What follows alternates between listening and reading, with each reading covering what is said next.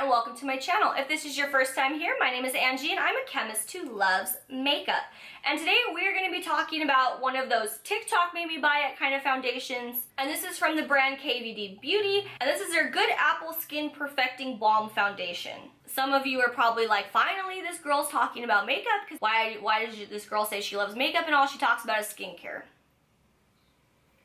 I know, I get it. I'm right there with you. So anyway, let's move on. So people on TikTok have hyped up this foundation to be a full coverage foundation, but when you look at the Ulta reviews, it seems to be very mixed. Be about 50-50 for 4 to 5 star reviews and 1 to 2 star reviews. The average is right about at 3 star reviews. So a very polarizing foundation, if you will. So we're going to be talking about both sides feelings on the foundation. We're going to be discussing the ingredients in this product and if it's causing these mixed feelings or if everyone on TikTok is lying. So what are the positive reviews saying? They're saying it's full coverage, they're saying it's light feeling, it's buildable, a little goes a long way, and that it blends out very well. So the negative reviews are saying that it transfers, it settles into fine lines, it breaks up, you get oily, it sticks to dry patches, it's too thick, it's not mask proof. Never thought I would see that as a common thread amongst reviews, and it doesn't look that good on texture. So one advantage of this formula is it's a solid. Obviously liquid foundations are usually water-based or some other solvent-based. There is a slight bit of water in this formula, I think, to help incorporate certain ingredients, but it's mostly triethylhexanoate, octyldodecanol, silica, dimethicone. Ingredients like dimethicone and octyldodecanol are gonna help with the spreadability of this product. And a lot of people did like how it was able to blend out well. So because it is a solid and there's not a lot of water or solvents that are gonna evaporate away, this does allow a little bit of product in terms of like weight to go a long way. Because it is a solid, this may be why people think it's too thick, or that even I saw one review that said it ran out too fast. Usually the water or cyclopentasiloxane in liquid formulas either gets absorbed into the epidermis or it evaporates away into the air.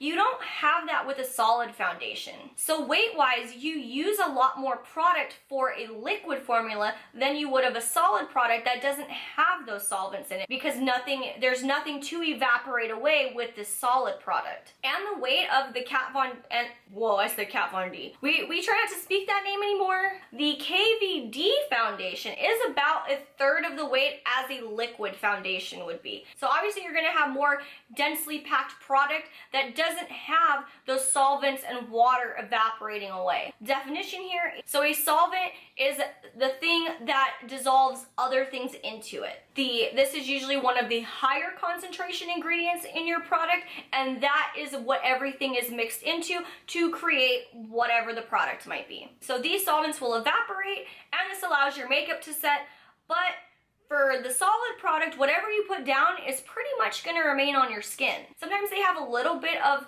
ingredients that will evaporate away, but not usually. So that means when this foundation is applied to someone's face, they may be feeling like it's too heavy or too cakey because it's not going to evaporate away. But I had a problem like this in the past with the original Fenty foundation, which is a liquid product, but I did add too much of it and I felt like it was cakey and heavy and I hated the foundation. But then I used less and it had a much more appealing, not so cakey appearance. So I've been a victim of this as well. I think too much product is also what's emphasizing fine lines and layering the texture too, because there's just so much product cake that every bend and bump is just getting emphasized. So another issue is transfer. And like I said earlier, this was kind of funny because the transfer into mask was one of the biggest complaints that I saw. So this product is going to transfer easily if you touch your face or if you put a mask on. The ingredients that usually prevent transferring in a foundation are film formers. For example, in a long wear foundation,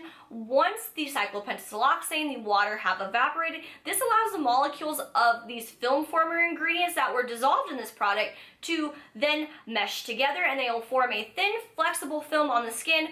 This is usually water resistant and usually allows oil not to pass through, and this is what helps your foundation be long wear. This is also very commonly found in liquid lipsticks, and this is what's going to make them transfer resistant. In the case of the Apple Balm foundation, it does have polymethyl acrylate. It appears to be less than 1% in this foundation formula.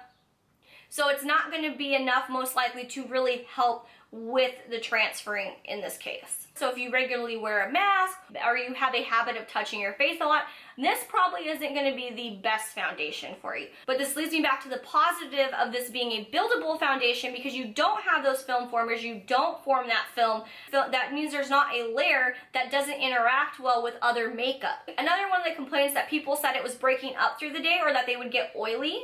Remember how we said this is not water-based? Well, the thing is, if something is oil-based or oil or similar to oil, that means oil dissolves oil. That oil is mixing with the foundation, that can cause breaking up or your oil is becoming more apparent. One way to help this would be to use powder over it, because powder is good at keeping oil at bay. That way when the oil starts peeking through, it's gonna stick to that powder instead. If you do have dry skin, this is not gonna be a hydrating foundation. Like I mentioned earlier, a lot of liquid foundations have water. They also have a lot of humectants, glycerin, butylene glycol, propylene glycol. All those things draw water to the skin and help hydrate your skin. These humectants being present in foundation does help hydrate that top layer of skin. This is going to help you not have dry patches because your skin has been hydrated and is holding on to those. Because your skin is now hydrated, this is going to help you not get those dry patches when using this foundation. This one has a couple of humectant ingredients, but like the film formers, the humectants seem to be in very low concentration, so they're not going to be significant enough to keep your skin hydrated from this foundation alone. So if you want to use this foundation and you do have drier skin, make sure you have a really good moisturizing routine and perhaps use an extra hydrating serum or something like that when you do plan on wearing this foundation. One tip I have for using this foundation is to use a brush and stipple it on as opposed to a wet sponge. And a brush on the cleaner side, I will add. Because with the wet beauty blender or equivalent, that sponge has water in it. It's not going to mix with this foundation.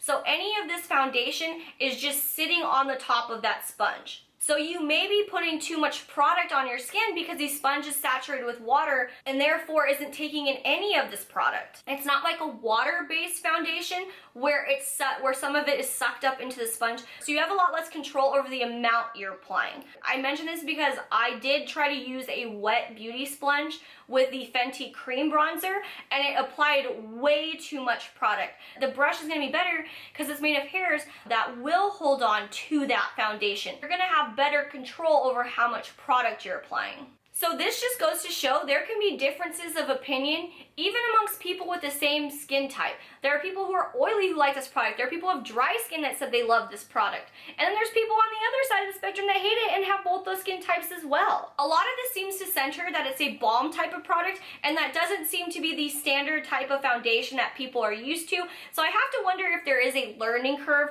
or maybe people just aren't into balm type of foundations. And it is very interesting to know that some of the same ingredients causing positives in the products are the same ingredients that cause negatives in this product. So if you learned something new today, please give this video a like. Let me know if there's any products that you want me to talk about next that you've seen very diverse opinions on. And don't forget to subscribe if you want to learn more about the science behind your makeup and skincare. And with that, I will see you in my next video.